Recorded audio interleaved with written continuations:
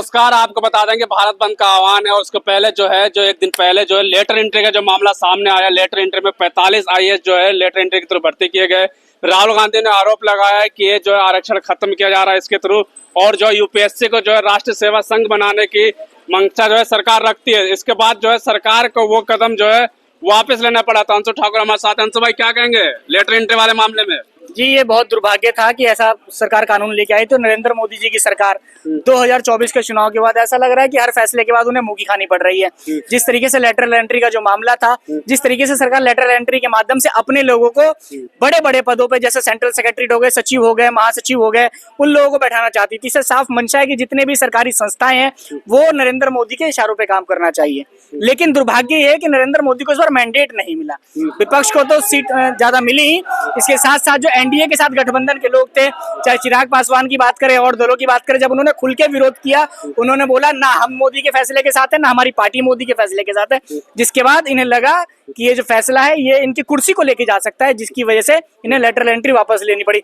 और कुछ लोगों को से सुनने में हमें ये भी आ रहा है कि इस बार जन्मदिन के बाद नरेंद्र मोदी जी का जब समय पूरा हो जाएगा 75 साल वाला, उसके बाद ये मार्गदर्शन मंडली में चले जाएंगे।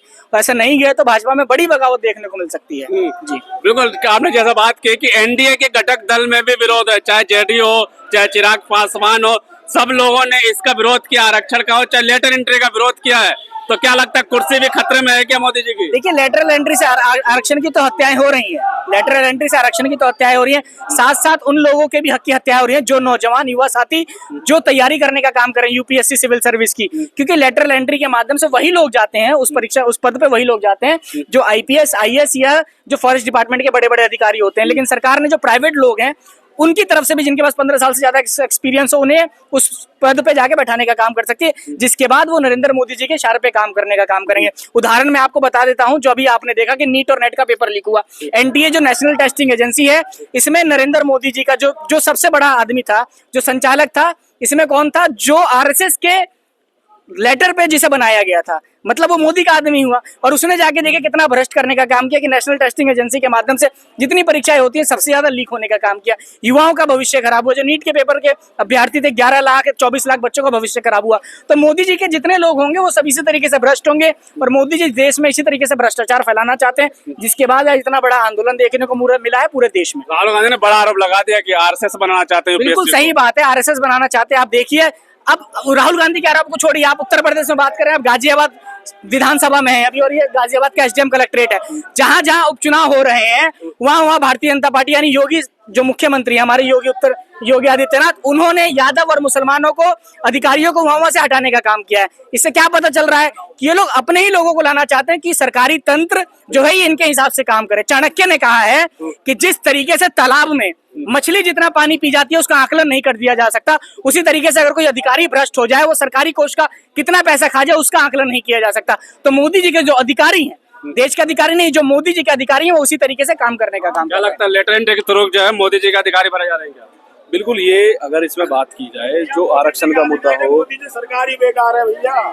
तो इसमें क्या है, जो लोग अभी अपने लोगों को ये ला रहे हैं, इससे क्या है, जो इनके अपने अडानी है, अंबानी है, इन्हीं के जो उस पे जो भी इनके नक्शे कदम पे चल रहे हैं लोग, ये उन सब के लोगों को अपने उसमें लाना चाह रहे हैं। इससे इनसे इसका बेनिफिट ये होगा, सरकार चलाने में आसानी होगी। अगर उसे इशारा दे देंगे तो वो जो काम अपने आदमी से करा लेंगे वो विपक्ष के आदमी से थोड़ी ना करा पाएंगे।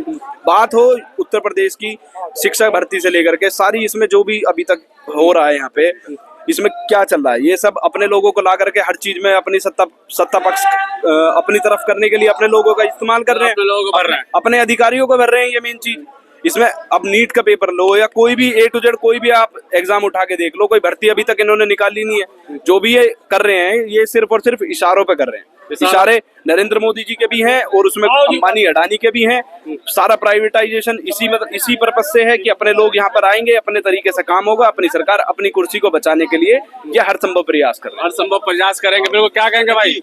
हाँ विवेक भाई आज हम लोग जो है पूरे भारत में जो दलितों के साथ अत्याचार हो रहा है उसके खिलाफ हमारी समाजवादी पार्टी पूरे उत्तर प्रदेश में हर एक जिला मुख्यालय पे जाके और धरना करने का काम कर रहे हैं। और हम लोगों की इस निकम्मी सरकार से यही मांग है कि जो आरक्षण के ऊपर आप लोग हमला कर रहे हैं और जो न्यायालय का आदेश आया है उसके खिलाफ हम लोग जा रहे हैं और सरकार जाए और दलितों के हित में इस आदेश को लाने का काम करे, उसके बाद हम लोग इनका सहयोग करेंगे, वरना हम लोग धरना आगे भी बढ़ाने का काम करेंगे। अपने दलित भाइयों की जो मांगे हैं उन्हें पूरी करने का काम समाजवादी पार्टी करेगी, आदरणीय राष्ट्रीय अध्यक्ष अखिलेश यादव जी करेंगे। अभी भी धरना बड़ा हो सकता है कि अगर महाराष्ट्र सरकार नहीं मानती बात तो। बिल्कुल, अभी भी क्या, अभी हम लोग आए हैं, अपनी ज्ञापन दिया है हमने सभी जिलों में, हमारे राष्ट्रीय अध्यक्ष जी का आदेश आया है और आगे अगर जो भी आदेश आएगा सभी नौजवान समाजवादी पार्टी पूरे उत्तर प्रदेश में और पूरे देश में धरना करने का काम करेगी और अपने दलित भाइयों के लिए एक एक मांग पूरी कराने का काम समाजवादी पार्टी करेगी, आदरणीय अखिलेश यादव जी करेंगे। क्या लगेगा, सड़क पर उतरेंगे क्या? बिल्कुल जी, बिल्कुल उतरेंगे। चलिए ठीक है, बिल्कुल। ये गौरव त्यागी मोर्चे से हैं। मैं गौरव त्यागी, राष्ट्रीय सचिव युव जनसभा से।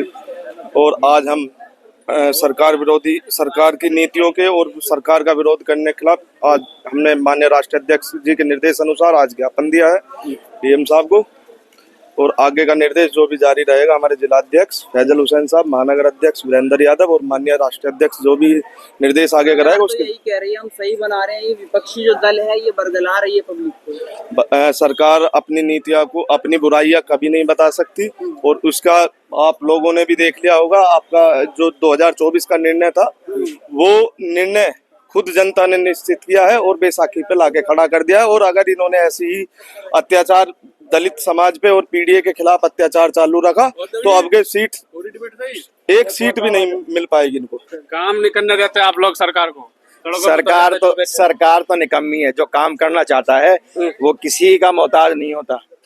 काम करना चाहिए सरकार को, लेकिन सरकार हिंदू मुस्लिम दलित कर रही है। जो आप लोग आरक्षण खत्म हो गया, सरकार आरक्षण खत्म कर रही है, उसकी तैयारी है ये। सरकार एक तरफ तो जनता को हिंदू मुस्लिम में उलझाए रखती है, दूसरी तरफ दलित के आरक्षण को ख़त्म कर रही है, वो उलझा रही है। जब लोग वक्त शांत हो जाएंगे फिर उसको आरक्षण की ख़त्म करने की तैयारी है। अगर आरक्षण से ही छेड़छाड़ नहीं है तो ये मुद्दा क्या है?